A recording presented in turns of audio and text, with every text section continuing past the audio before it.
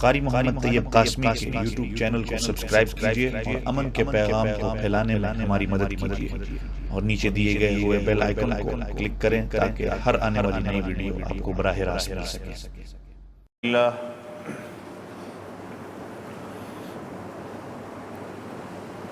الحمد لله نحمده ونستعينه ونستغفره ونؤمن به ونتوكل عليه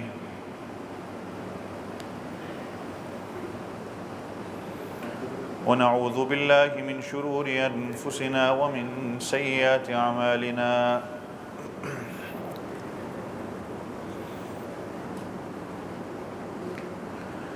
من يهده الله فلا مضل له ومن يضلله فلا هادي له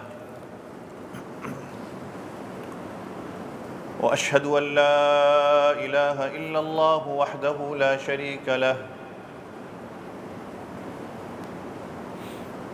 وأشهد أن سيدنا ومولانا محمدًا عبده ورسوله صلى الله عليه وعلى آله وأصحابه وبارك وسلم تسليمًا كثيرًا كثيرًا.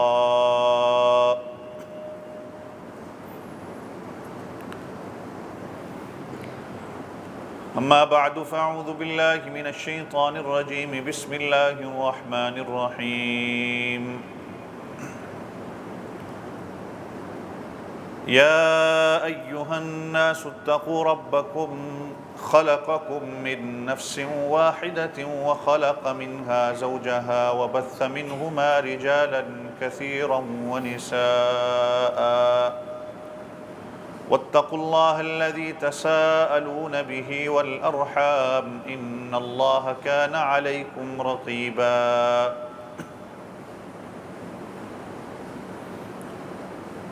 آمنت بالله صدق الله العظيم وصدق رسوله النبي الكريم ونحن على ذلك لمن الشاهدين والشاكرين والحمد لله رب العالمين۔ ایک مرتبہ ذوق اور شوق کے ساتھ درود شریف پڑھ لیں۔ اللهم صل على محمد النبي الأمي وعلى آله وأصحابه وبارك وسلم تسليما كثيرا كثيرا۔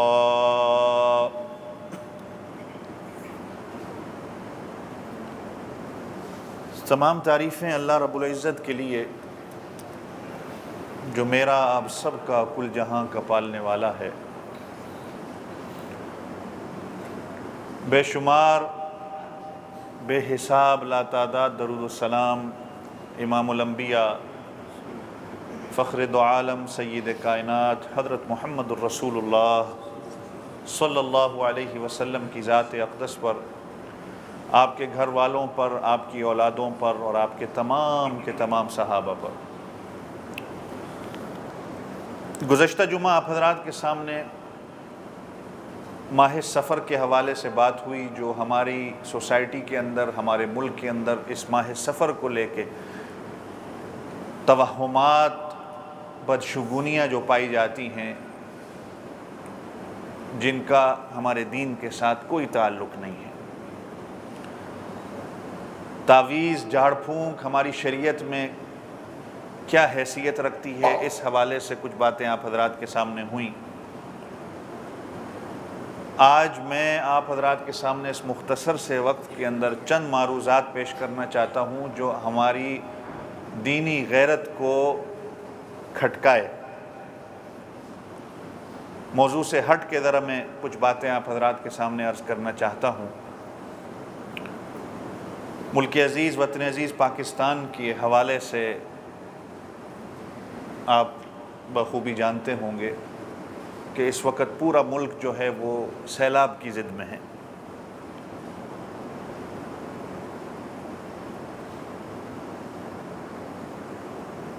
تین سے 4 کروڑ لگ بھگ لوگ جو ہیں گھر سے بے گھر ہو گئے۔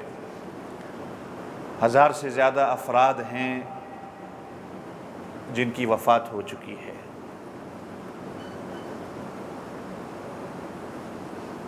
آزمائش ہے، اللہ کا عذاب ہے، نہیں کہہ سکتے۔ آیت کریمہ آپ حضرات کے سامنے جو میں نے پڑھی، یا ایھا الناس اتقوا ربکم، سورۃ النساء چوتھے سپارے کی شروع ہوتی ہے اس کی پہلی آیت، خلقکم من نفس واحدہ وخلق منہا زوجہا وبث منہما رجالا کثیرا ونساء۔ اللہ کہتے ہیں کہ اے لوگو، اپنے رب سے ڈرو جس نے تمہیں ایک جان سے پیدا کیا ہے، حضرت آدم علیہ السلام سے، اور ان سے پھر اماں حوا کو پیدا کیا، اور پھر اس کے بعد دنیا کے تمام لوگوں کو پیدا کیا جو حضرت آدم علیہ السلام کی اولاد ہیں۔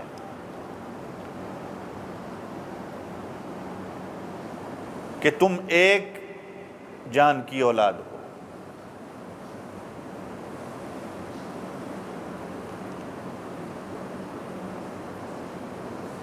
گویا کہ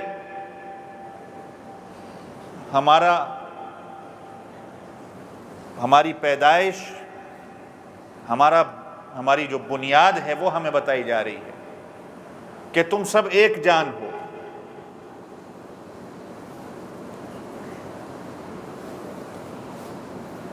رسول اللہ صلی اللہ علیہ وسلم کی حدیث بھی یہی ہے کہ آپ صلی اللہ علیہ وسلم نے فرمایا، المسلم کرجل واحد، یہ دنیا میں مسلمان ہم جتنے ہیں یہ سارے گویا کہ ایک جسم کی مانند ہیں۔ ان اشتکا عین اشتکا رأس وان اشتکا رأس اشتکا کل، او کما قال علیہ الصلوۃ والسلام۔ اگر کسی کی آنکھ درد کرے نا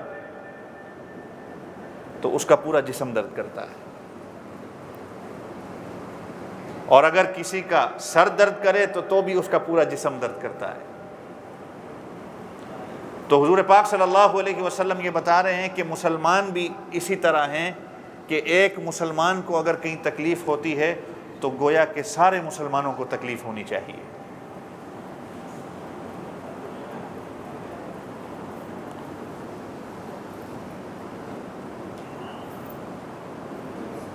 میں اور آپ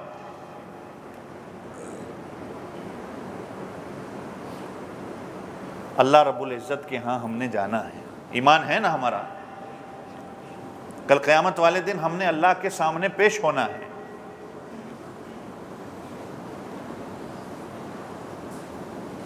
ہم سے پوچھ ہوگی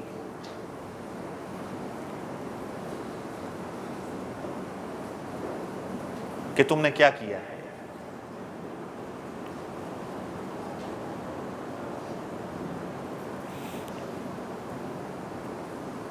یہ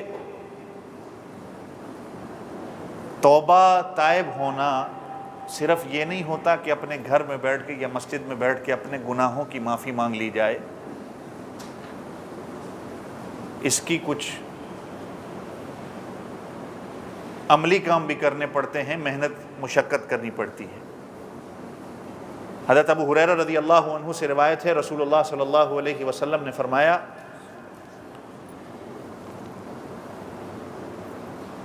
ہزار بار لاکھوں بار آپ نے یہ حدیث پڑھی ہوگی، سنی ہوگی،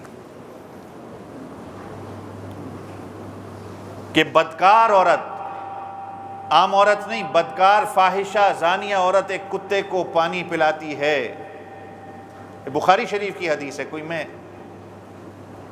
اخبار اور کہانی نہیں پڑھ رہا ہوں۔ اس کا گزر ہوتا ہے اور کتا اس حالت میں ہوتا ہے کہ وہ پیاس کی وجہ سے مر جائے، اس کے پاس ڈول نہیں ہوتا پانی نکالنے کے لیے، تو وہ اوڑھنی اپنی نکالتی ہے، اپنا موزہ نکالتی ہے، اس سے جتنا پانی میسر اس کو ہوتا ہے اس کتے کو وہ پانی پلاتی ہے۔ کتے کا جو جگر جب ہے ٹھنڈا ہوتا ہے، اللہ رب العزت فرشتوں سے کہہ دیتے ہیں اس عورت کی مغفرت کر دو۔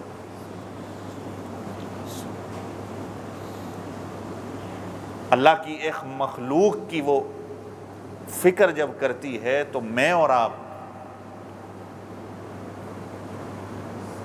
اشرف المخلوقات کو، اگر انسان کو اگر ہماری ضرورت پڑے اور اگر ہم پیچھے ہٹ جائیں تو کل قیامت والے دن ہم سے سوال ہوگا۔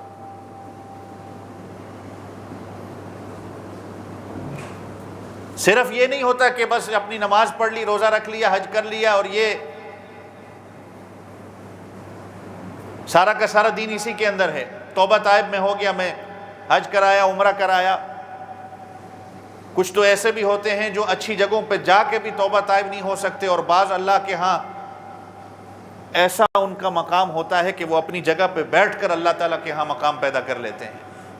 جیسے میں گزشتہ سے پیوستہ جمعہ کہہ رہا تھا کہ اللہ کے ہاں اعمال کی قدر و منزلت ہے، مقام اعمال کا ہے۔ ان اللہ لا ينظر الى صورکم ولا الى اجسامکم ولکن اللہ ينظر الى قلوبکم واعمالکم۔ اللہ تمہارے جسموں کو نہیں دیکھتا، نہ تمہاری صورتوں کو دیکھتا ہے، اللہ دیکھتا ہے تو تمہارے دل کو دیکھتا ہے، اس کے دل کے اندر کیا ہے، اور تمہارے اعمال کو اللہ دیکھتا ہے۔ اگر رشتہ داری ہی سب کچھ ہوتی، صورت رنگ نسل ہی سب کچھ ہوتا، تو قیامت تک پھر ہم ابو لہب پر لعنت نہ کر رہے ہوتے کہ تبت یدا ابی لہب وتب۔ رسول اللہ صلی اللہ علیہ وسلم کے چچا ہیں، اور ایک طرف سوسائٹی میں جن کی حیثیت نہیں تھی، لیکن اللہ کے ہاں حیثیت ہے کہ وہ کالے رنگ والا بلال چلتا تو زمین پہ ہے، لیکن عرش میں اس کے قدموں کی آواز سنائی دیتی ہے۔ قدر و منزلت ایمان کی ہے، اخلاص کی ہے، رنگ و نسل اس کی کوئی قدر و منزلت نہیں ہے۔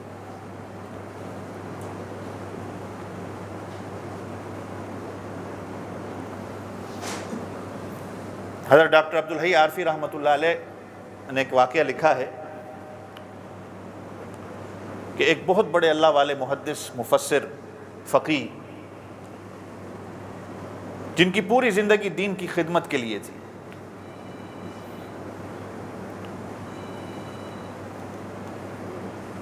جب ان کی وفات ہوتی ہے تو اللہ کے ہاں جاتے ہیں تو اللہ کہتے ہیں کہ جا، تجھے بخش دیا۔ لیکن اللہ پھر پوچھتے ہیں کہ یہ بتا کہ تجھے معلوم ہے کہ کس وجہ سے تجھے بخشا ہے؟ تو وہ بزرگ کہتے ہیں کہ میں تیرے دین کا کام کر رہا تھا اسی لیے۔ تو ڈاکٹر صاحب رحمۃ اللہ علیہ لکھتے ہیں کہ جس نے ان بزرگوں کو خواب میں دیکھا، بزرگ نے بتایا کہ اللہ نے کہا نہیں، یہ چیز نہیں ہے، تیرا نماز، روزہ، تیری دین کی خدمات یہ چیزیں نہیں ہیں۔ ایک مرتبہ حدیث بیٹھ کے تو لکھ رہا تھا، وہ پرانے وقتوں کی جو قلمیں ہوتی تھیں جن کو کاٹ کے آج بھی کئی جگہوں پہ استعمال ہوتی ہیں، سیاہی کے اندر اس کو ڈبویا جاتا تھا اور پھر اس سے لکھا جاتا تھا۔ تو ایک مرتبہ آپ حدیث بیٹھ کے لکھ رہے تھے، آپ نے قلم کو کاٹا اور سیاہی کے اندر ڈالا، ایک پیاسی مکھی کہیں سے آئی اور اس نے اس قلم پہ بیٹھ کے اس سیاہی کو چوسا۔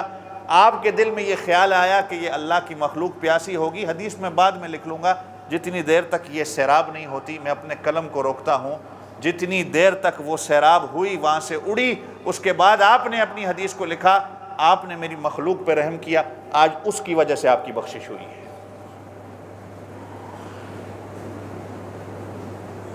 کوئی جنت آسان ہے اتنی؟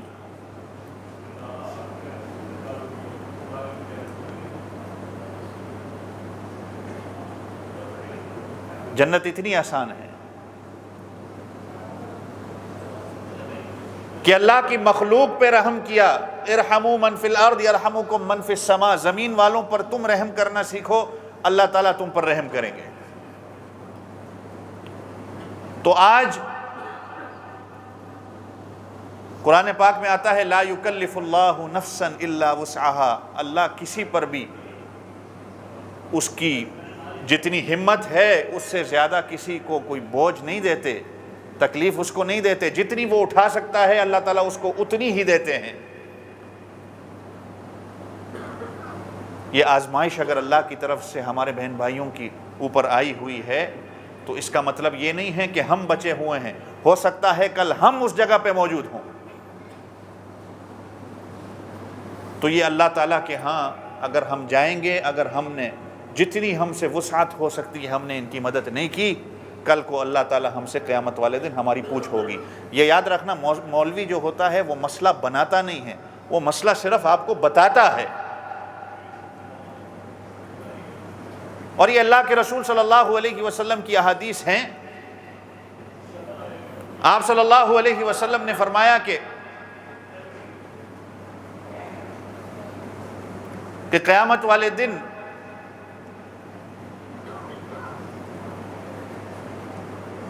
ایک شخص اللہ کے ہاں آئے گا، اللہ اس سے کہیں گے کہ تو دنیا میں جب تھا، یہ بھی آپ نے بارہ علماء سے سنی ہوگی، پڑھی ہوگی کہ اللہ کہ رسول صلی اللہ علیہ وسلم نے فرمایا کہ وہ اللہ کے ہاں آئے گا، اللہ کہیں گے میرے بندے میں دنیا میں بیمار تھا اور تو نے میری بیمار پرسی نہیں کی۔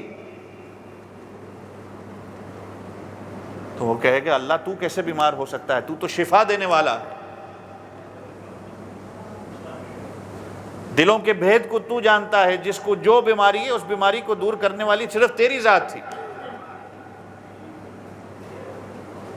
تو اللہ کہیں گے میرا فلاں بندہ بیمار تھا، تو اس کے پاس گیا نہیں، تیرے پاس طاقت تھی، تو کر سکتا تھا، لیکن تو نے اس کی مدد نہیں کی۔ اگر تو اس کی مدد کرتا تو آج تو مجھے اپنے پاس پا لیتا۔ اور ایک اور اللہ پھر کہیں گے کہ میں بھوکا تھا، تو نے مجھے کھانا نہیں کھلایا، مجھے پیاس لگی تو نے مجھے پانی نہیں دیا۔ اللہ تو بھوکوں کو تو کھلاتا ہے، ہر مخلوق کا خالق تو ہے، تو ہی کھلاتا ہے، تو ہی پلاتا ہے، تیرے علاوہ اور کوئی ذات نہیں ہے۔ تو پانی پینے سے یا اللہ پاک ہے۔ تو اللہ کہیں گے کہ میرا بندہ بھوکا تھا، پیاسا تھا، اس کو ضرورت تھی اور تیرے پاس تھا، لیکن تو نے اس کی مدد نہیں کی۔ اگر تو اس کی مدد کرتا تو آج تو مجھے پاتا، آج تیرے ساتھ رحم و کرم کا معاملہ ہوتا، تو نے میرے بندوں کے ساتھ نہیں کیا، لہٰذا آج تیرے ساتھ بھی رحم و کرم نہیں ہوگا۔ آپ صلی اللہ علیہ وسلم کی حدیث ہے، مسلمان مسلمان کا بھائی ہوتا ہے، مسلمان کے لیے آئینہ ہیں۔ جہاں مسلمان کی ضرورت ہوتی ہے کسی چیز کی، اس کی مدد کی، آپ صلی اللہ علیہ وسلم نے فرمایا کوئی مومن دوسرے مومن کی مدد کرتا ہے، اللہ تعالیٰ اس بندے کی مدد کرتا ہے جب تک وہ اس کی مدد کرنے کے بعد تک، حتیٰ کہ سارا کام بالکل اخیر تک اس کے ساتھ وہ مدد کرتا ہے، تب جب تک وہ وہاں سے ہٹتا نہیں ہے تب تک اللہ کی مدد اس کے اوپر ہوتی ہے۔ ایک اور حدیث میں فرمایا کہ جب تک مومن اپنے مومن بھائی کی مدد کرتا رہتا ہے، ایک قدم پہ جو وہ قدم لیتا ہے، ایک قدم پہ اس کو نیکی ملتی ہے اور ہر ایک قدم پہ اس کے گناہ معاف ہوتے ہیں۔ ایک اور حدیث میں حضور پاک صلی اللہ علیہ وسلم نے فرمایا جو مومن اپنے مومن بھائی کی مدد کرتا ہے، جب تک اس کی مدد کے اندر لگا رہتا ہے، 5000 اللہ کے مقرر کردہ فرشتے اس کے لیے رحمت کی اور مغفرت کی دعا مانگتے ہیں۔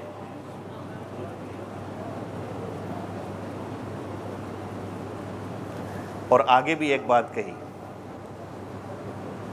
توجہ میری طرف رکھنا، یہ حدیث پوری جو ہے نا، آگے بھی ایک بات کہی کہ یہ ان چیزوں کے بعد ایک کہا کہ جو اپنے مومن بھائی کی پردہ پوشی کرتا ہے، اللہ تعالیٰ قیامت والے دن اس کے گناہوں کو پردہ ڈالتے ہیں۔ یہ بہت بڑی حدیث ہے، یہ بہت بڑی حدیث ہے۔ چھوٹا بڑا، مرد عورت، عالم غیر عالم، سیاستدان عوام، آج ہر بندہ اس گناہ کے اندر مبتلا ہے، ہر بندہ اس گناہ کے اندر مبتلا ہے۔ میں آپ ناراض نہیں ہونا، ہم سب ہیں۔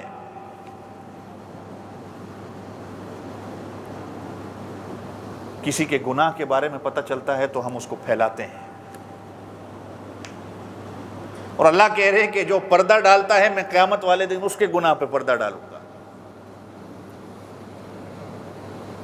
یہاں تو چلو 5 10 ہزار 2000 3000 لاکھ بندوں کے سامنے ہماری بات کھل جائے، وہاں تو پورا عالم ہوگا۔ کبھی سوچیں بیٹھ کے، اتنا چھوٹا دل ہے ہمارا، ہم کسی کی پردہ پوشی نہیں کر سکتے۔ یہ اسی حدیث کے اندر ہے، من ستر مسلما سترہ اللہ یوم القیامہ۔ تنگ دستی کا کہا گیا، تنگ دستی میں جو کسی کی مدد کرتا ہے اللہ تعالیٰ اس کی مدد کرتے ہیں۔ حقوق اللہ شاید معاف ہو جائیں لیکن حقوق العباد کی معافی نہیں ہے۔ یہ بھی حدیث پاک ہے، حضور پاک صلی اللہ علیہ وسلم نے فرمایا کہ قیامت والے دن ایک شخص اللہ کے ہاں آئے گا، اللہ فرشتوں سے پوچھیں گے کیا ہے اس کا نامہ اعمال، نہ نماز ہے، نہ روزہ ہے، نہ زکوٰۃ، کچھ بھی نہیں ہے۔ پھر اللہ فرشتوں، اللہ تو جانتے ہیں سارا کچھ، لیکن پھر اللہ فرشتوں سے کہیں گے کہ دوبارہ چیک کرو اس کا۔ کہیں گے اللہ اس کا ایک چھوٹا سا عمل یہ تھا کہ یہ جب کسی کی مدد کرتا تھا کسی بھی معاملے میں، جب قرضہ کسی کو دیتا تھا واپس لینے کی بات آتی تھی تو یہ پہلے جا کے اپنے ماتحتوں سے کہتا تھا کہ جا کے پہلے دیکھ لو کہ اس کی حالت کیا ہے، اگر تنگ دستی کی حالت ہے، مشکل ہے تو کوئی نہیں، اس کو مزید اور وقت دے دو، اگر مشکلات ہیں، تنگ دستی ہے، اس کو مزید اور وقت دے دو، زیادہ اس کو تنگ نہ کرو، جب تک اس کے لیے آسانی ہے۔ تو اللہ کہیں گے اس نے میرے بندوں پر رحم کیا، آج میں اس پر رحم کرتا ہوں۔ لیکن یہ قاعدہ کلیہ ہر بندے کے لیے نہیں ہے کہ بندہ کہے کہ اب میں نماز روزہ ہی چھوڑ دوں اور یہی کام کرنا شروع کر دوں۔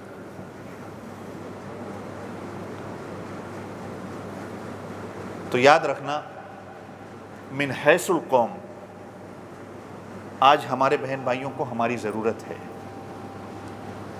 جتنا ہم کر سکتے ہیں اس پر۔ میں یہ تو نہیں کہتا کہ یہ اللہ کا عذاب ہے، آزمائش اگر ہے تو اللہ تعالیٰ آزمائش پر پورا اترنے کی توفیق دے، اور اگر اللہ کا عذاب بھی ہے تو حدیث پاک میں آتا ہے کہ اللہ کے غصے کو سب سے جلدی ٹھنڈا کرنے کا جو کام ہے وہ چھپ کے صدقہ دینا ہے، کسی کو بتائے بغیر۔ یہ اللہ کے غصے کو ٹھنڈا کرتا ہے۔ جتنی وسعت انسان کی ہے، جتنی اس کی طاقت ہے، اللہ، آپ آج سارے سوشل میڈیا دیکھ رہے ہیں، میں بھی دیکھتا ہوں، آپ بھی دیکھتے ہیں، کیا حالت ہے آپ دیکھیں کہ بستیاں، کئی کنالوں پر جو بستیاں تھیں، لوگ رہنے والے تھے، آج پانی ہے، 6 فٹ تک پانی ہے۔ یہ 6 فٹ، یہ ہمارا قد ہوتا ہے تقریباً اتنا، بچے ہیں، بوڑھے ہیں، عورتیں ہیں۔ اور قرآن پاک میں بھی اللہ کہتے ہیں وَلَنَبْلُوَنَّكُمْ بِشَيْءٍ مِّنَ الْخَوْفِ وَالْجُوعِ وَنَقْصٍ مِّنَ الْأَمْوَالِ وَالْأَنفُسِ وَالثَّمَرَاتِ وَبَشِّرِ الصَّابِرِينَ، کہ اللہ کہتے ہیں ہم بعض اوقات انسانوں کو آزماتے ہیں، من الخوف، خوف ڈرا کر، بدامنی کے ساتھ، خوف پھیل جاتا ہے ہر جگہ، جوع، بھوک کے ساتھ، وَنَقْصٍ مِّنَ الْأَمْوَالِ، اور بعض اوقات ان کے مال کا نقصان ہم کرا دیتے ہیں، ان کے باغات بالکل جو ہے ہم ستیہ ناش کر دیتے ہیں، ان کے باغات کا، کھیت کھلیان کا، لیکن جو اس پر صبر کرتا ہے وَبَشِّرِ الصَّابِرِينَ، خوشخبری ان کے لیے ہے۔ صبر کرنا بہت بڑی چیز ہے۔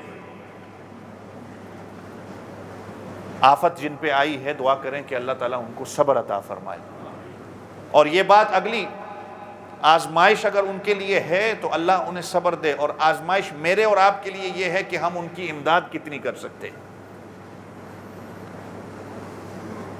میرے حضرت جی، اللہ ان کی عمر میں برکت دے، ہمارے پیر و مرشد حضرت والد صاحب کے بھی اکثر و بیشتر کہا کرتے ہیں کہ آج ہم جو یہ گناہ کرتے ہیں نا، اللہ کی نافرمانی جو ہم سے ہو رہی، اس لیے کہ ہمارا پیٹ بھرا ہوا ہے۔ پیٹ جب بھرا ہو نا انسان کا، انسان پھر اول فول بکتا ہے، بعض اوقات اللہ اور اس کے رسول کا بھی گستاخ ہو جاتا ہے جب تک اس کا پیٹ بھرا ہوا ہے۔ جب پیٹ اس کا خالی ہوگا نا، آپ اسے پوچھیں گے بھائی تیرا نام کیا ہے، وہ کہے گا 2 روٹی۔ آپ اسے پوچھیں گے جانا کدھر ہے، وہ کہے گا 2 روٹی۔ تیرے ماں باپ کا نام کیا ہے، وہ کہے گا 2 روٹی، جب اس کا پیٹ خالی ہوگا۔ اس خالی پیٹ کے لیے وہ پھر ہر کام کرنے کو تیار ہوگا، اس کو 2 روٹیوں کے علاوہ اور کچھ بھی نہیں اس کو آئے گا۔ لیکن جہاں اس کا پیٹ بھرا ہو تو پھر اس کے اندر تکبر آ جاتا ہے۔ جب پیٹ بھرا ہو تو پھر ہر چیز میں وہ کیڑے نکالتا ہے۔ اللہ، بعض لوگ ایسے بھی ہیں، آپ بھی سوشل میڈیا دیکھ رہے ہیں، میں بھی دیکھ رہا ہوں، اللہ کی قسم، یہ جن بزرگوں کو ہم نے ان دنوں میں پیسے بھیجے ہیں، ہمارے حضرت جی کے ہی یہ خلیفہ ہیں لاہور میں، جن کو پچھلے ہفتے ہم نے کچھ رقم بھجوائی جو ساتھیوں نے دی تھی، ایسے ایسے لوگ بھی بعض آئے ہیں جن کے پاس ایک سوٹ کے علاوہ کچھ بھی نہیں ہے، سب کچھ ختم ہو گیا، جو جمع پونجی تھی سب کچھ ختم ہو گئی، صرف ایک کپڑے کے ساتھ آئے۔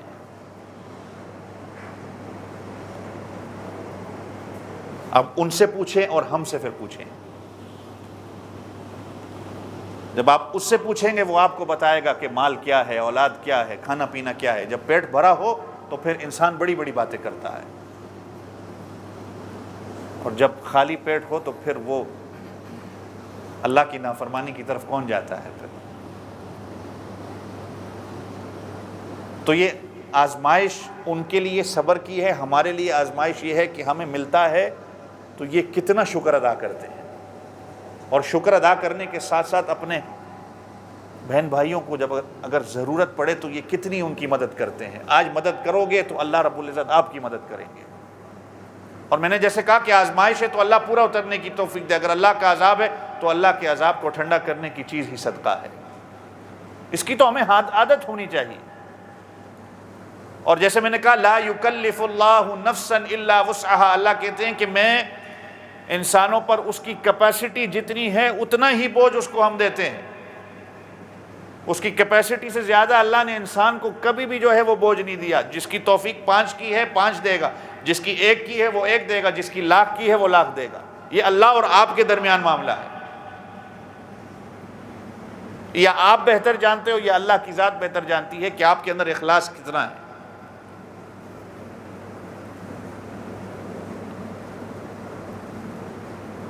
اور فرمایا ارحموا من فی الارض یرحمکم من فی السماء، زمین والوں پر تم رحم کرو اللہ تمہارے اوپر رحم کرے گا۔ آج اللہ کے رحم و کرم کی ضرورت ہے۔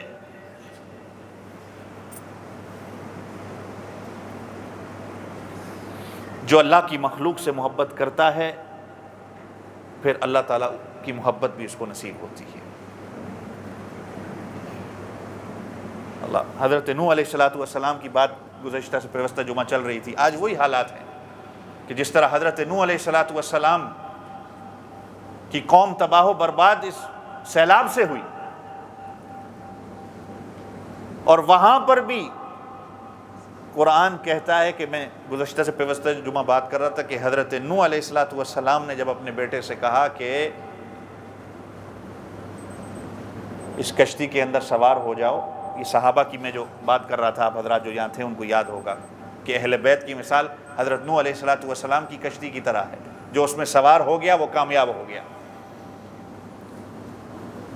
جو سوار نہیں ہوا وہ غرق ہوا۔ تو حضرت نوح علیہ السلام اپنے بیٹے سے یہ کہہ رہے ہیں نا کہ آ جاؤ کشتی کے اندر سوار ہو جاؤ، اللہ کا عذاب ہے۔ تو بیٹے نے کیا کہا کہ میں پہاڑ کی چوٹی پہ چڑھ جاؤں گا۔ آج یہ جن جو علماء لگے ہوئے ہیں اس محنت کی طرف اور کام کر رہے ہیں، وہ یہی کہہ رہے ہیں کہ اگلے لوگ ہمیں فون کر کے یہی پوچھ رہے ہیں کہ بچاؤ کی جگہ کہاں ہے، بچنے کی جگہ کدھر ہے، کہاں جا کے ہم اپنے آپ کو بچائیں، ہر طرف پانی ہی پانی ہے۔ اور یہ حضرت نوح علیہ السلام جب یہ طوفان ختم ہوتا ہے تو اللہ تعالیٰ حضرت نوح علیہ السلام کو کہتے ہیں کہ نوح اس طرح کرو کہ مٹی کے برتن بناؤ۔ اللہ کا حکم ہے، مٹی کے برتن بنانا شروع کیے، کئی مٹی کے برتن بنائے۔ اب محنت اور مشقت کے ساتھ اتنے دنوں بعد مٹی کے برتن جب تیار ہوئے تو اللہ نے پھر حضرت توجہ میری طرف رکھے، توجہ میری طرف رکھے، لوگ آتے جاتے رہیں گے۔ تو حضرت نوح علیہ السلام نے جب اتنی محنت مشقت کرنے کے بعد مٹی کے برتن بنائے تو اللہ نے پھر حضرت نوح علیہ السلام سے کہا اب ایسا کرو ان مٹی کے برتنوں کو توڑ دو. آپ محنت اور مشقت سے کوئی چیز بناتے ہو, مینوفیکچرنگ ہوتی ہے, آپ کو کوئی کہے اس کو توڑ دو,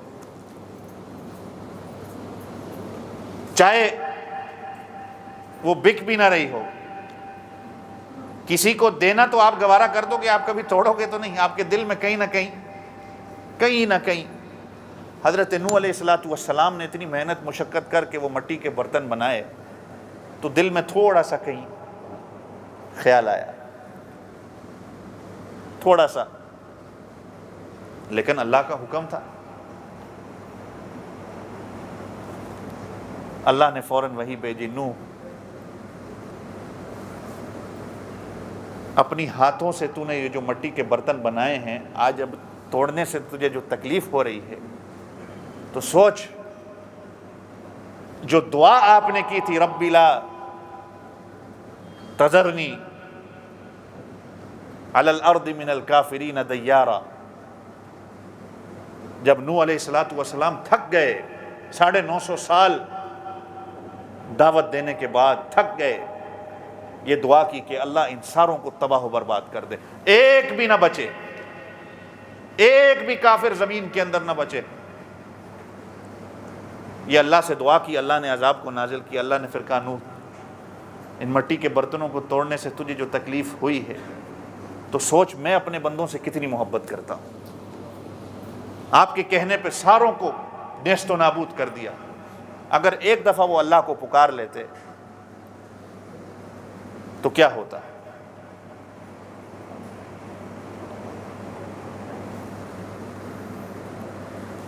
حدیثیں یہ آپ کو مل جائیں گی, بیٹھنے سے آپ سبحان اللہ بھی کہہ دیں گے کہ یہ مخلوق کے اوپر, جیسے میں نے یہ بدکار عورت کے بارے میں واقعہ سنایا, انسان تو اشرف المخلوقات ہے, لیکن یہ ہے کہ عمل اس کے اندر کتنا ہے. آج اس کے اندر ہم عمل کر رہے ہیں کہ نہیں. ہزاروں لاکھوں علماء کے آپ کو بیانات مل جائیں گے, حدیث کی کتابیں آپ کھول کے یہ سن لیں گے کہ مسلمان کی مدد کرنی چاہیے, مسلمان یہ ہے, فلاں ہے, ایک دوسرے کے بھائی ہیں, جو جس کی مدد کرتا ہے اللہ تعالیٰ اس کے لیے یہ فیصلہ کرتے ہیں, اللہ تعالیٰ اس کی مدد میں لگے رہتے ہیں. پھر آگے جیسے میں نے کہا کہ جو مسلمان کی پردہ اس کے گناہوں پر پردہ ڈالتا ہے, اللہ تعالیٰ اس کے گناہوں پر قیامت والے دن پردہ ڈالیں گے. یہ چیزیں آپ کو مل جائیں گی, لیکن عمل کتنا ہے.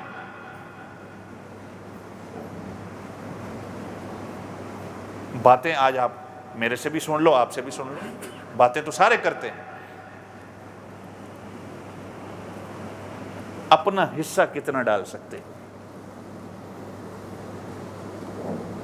اور یہ نہ سمجھنا کہ آج ہم یہاں پر بیٹھے ہیں یا ہمارے علاقوں میں ہم بچے ہوئے ہیں, اللہ کی پکڑ جب آتی ہے تو پھر کوئی نہیں بچتا.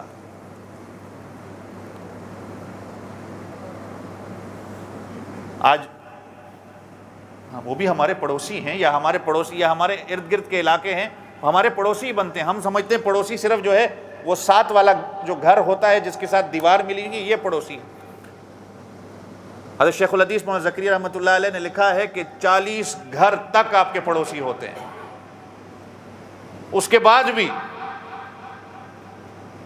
اللہ کے رسول صلی اللہ علیہ وسلم کی حدیث ہے, آپ صلی اللہ علیہ وسلم نے فرمایا حضرت جبرائیل علیہ السلام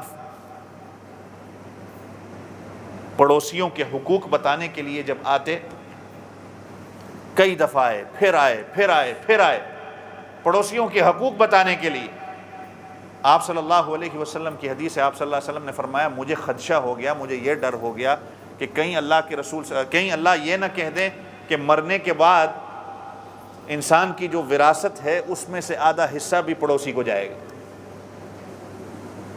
آپ صلی اللہ علیہ وسلم کو ڈر محسوس ہو گیا کہ کہیں اللہ یہ بھی نہ کہہ دیں کہ پڑوسیوں کے حقوق کے لیے جبریل علیہ السلام اتنی مرتبہ نیچے آئے. مجھے ڈر ہونے لگا کہ کہیں یہ بھی نہ حکم نازل ہو جائے. میرے بھائیوں, جیسے میں نے شروع میں کہا کہ حقوق اللہ تو شاید اللہ معاف کر دے, حقوق العباد اللہ معاف نہیں کرتے. اور بعض علماء نے تو یہاں تک لکھا ہے کہ حقوق العباد حقوق اللہ سے بھی زیادہ ہیں. حقوق اللہ اتنے نہیں ہیں جتنے حقوق العباد ہیں. میرے اور آپ کی زندگی تو گناہوں سے بھری ہوئی ہے. آپ میں ہم سب گناہوں کی اندر ایسے جکڑے ہوئے ہیں کہ ہماری زندگی کا قدم قدم سر سے لے کر پاؤں تک ہم گناہ کے اندر ملوث ہیں. ان گناہوں کی گٹھریوں کو پاک کرنے کا طریقہ صرف جو ہے وہ توبہ تائب ہونا نہیں ہے. کہیں کسی کی مدد کر دی آپ سے جتنی ہو سکتی ہے, جس طریقے سے. کچھ نہیں کر سکتا انسان تو بیٹھ کے کم سے کم دعا تو کر سکتا ہے. ان کے لیے دعا تو وہ بیٹھ کے کر سکتا ہے. اگر اللہ نے اتنی اس کو توفیق نہ دی ہو کہ وہ مال کی مدد نہیں کر سکتا, ٹھیک ہے, اللہ بہتر جانتا ہے دلوں کے حالات کو. اخلاص اللہ دیکھتے ہیں کہ اخلاص کتنا ہے. وہ بنی اسرائیل کا واقعہ آپ یہ جماعت والے ساتھی ہیں آپ سنتے رہتے ہیں کہ وہ 100 بندوں کا قاتل,